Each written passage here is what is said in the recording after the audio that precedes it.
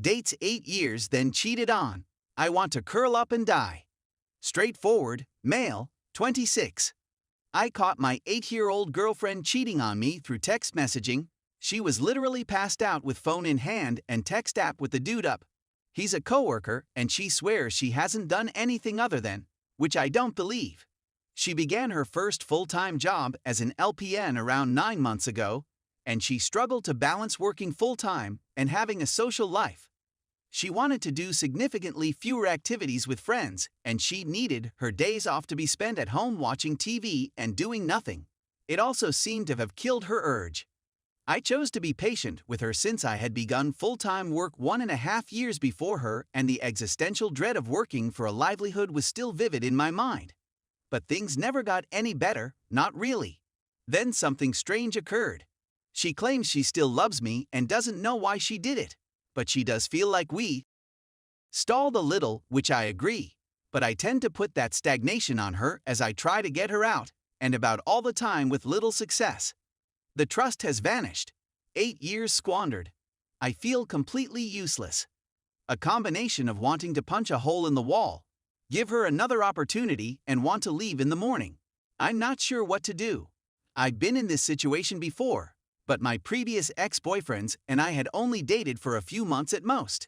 The only silver lining, which is really just bitterness, is that I earn almost twice as much as she does, and I take all of her friends with me since they've been my friends for longer than I dated her, and she only sees them when I'm around.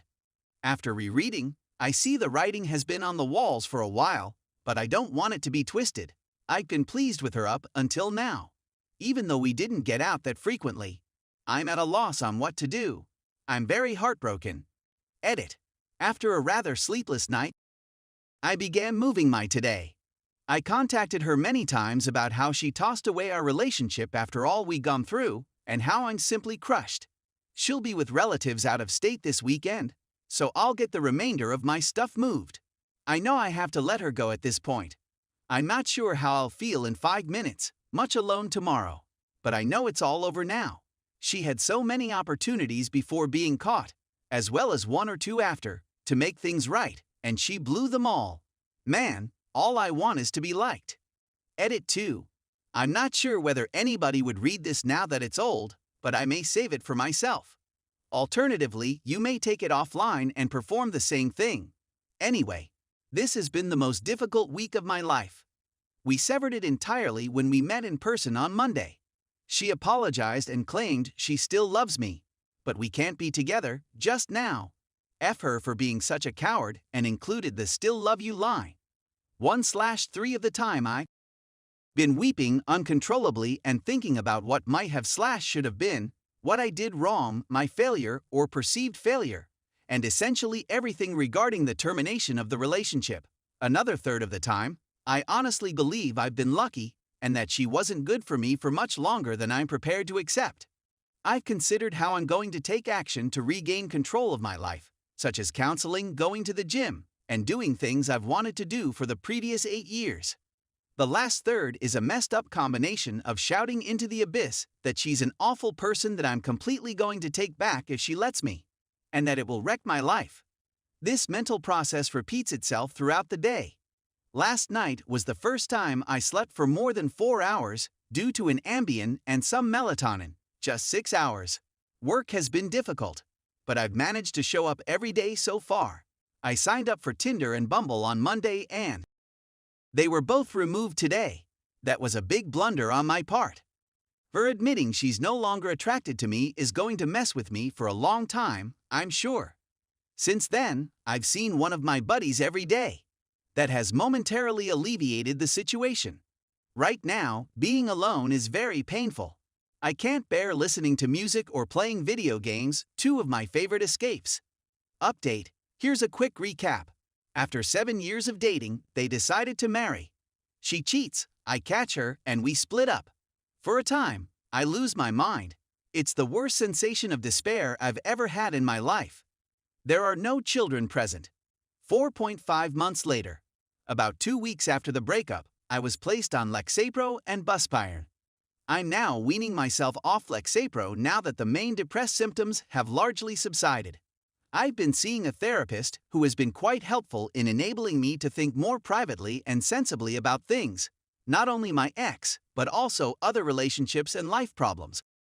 I've only spoken to my ex once since we broke it off, and it was to tell her that I could owe her some highway tolls. But at this moment, I have no desire to speak to her about the breakup or anything else. I've been dating a few different folks, all of whom I've informed that I'm not looking for exclusive relationships. Dating is a lot of fun, if not a little expensive.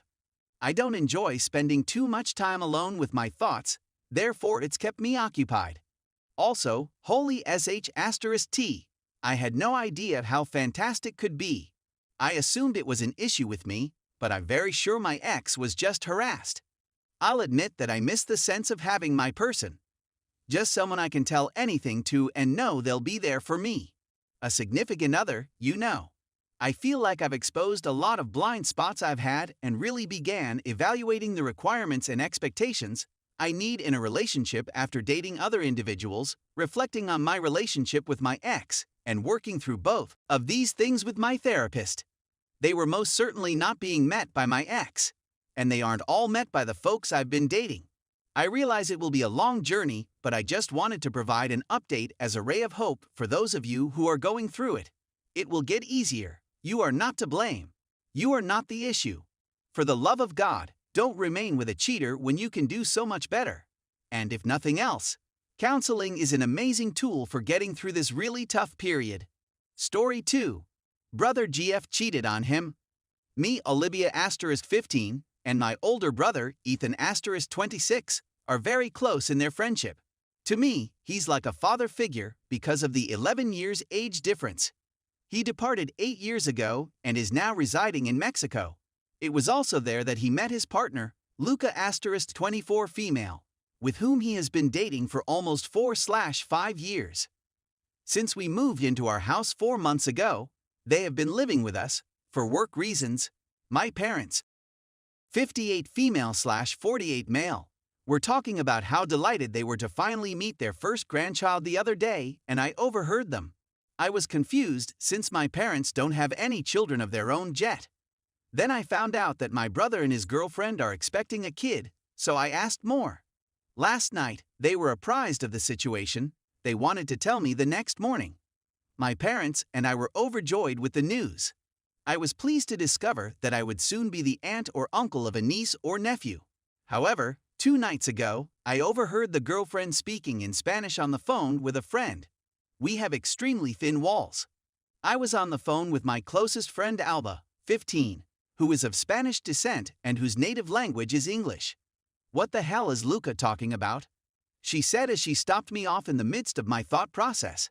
Because I don't know Spanish, I was bewildered by the situation. Then she yelled, "Hold your phone up to the wall.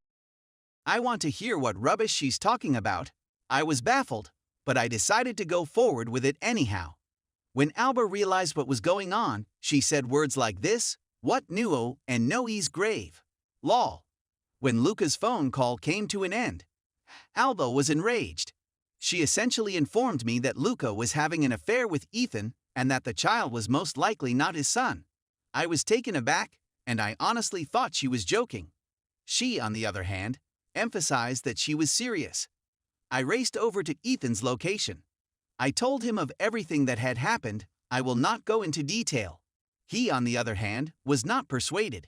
He said that I was inventing the story because I was resentful of the fact that I would no longer be the only child. What is completely wrong, I was exited for the baby. He yelled at me, claiming that I intended to end his life and do other awful things in his presence. He kicked me out of the house. He didn't believe me since I was upset and angry at the time. My parents addressed me the next morning, telling me that my behavior had been very wrong and that I should refrain from lying about such sensitive subjects in the future. They encouraged me to refrain from lying in the future. I told them that I was not playing a joke on them. They, on the other hand, did not take them seriously. I made no apologies for my actions. A look of hate and devastation was given to me by my brother, and I was forced to cease talking to him by Luca. So what do you recommend I do? Would you please assist me with some guidance?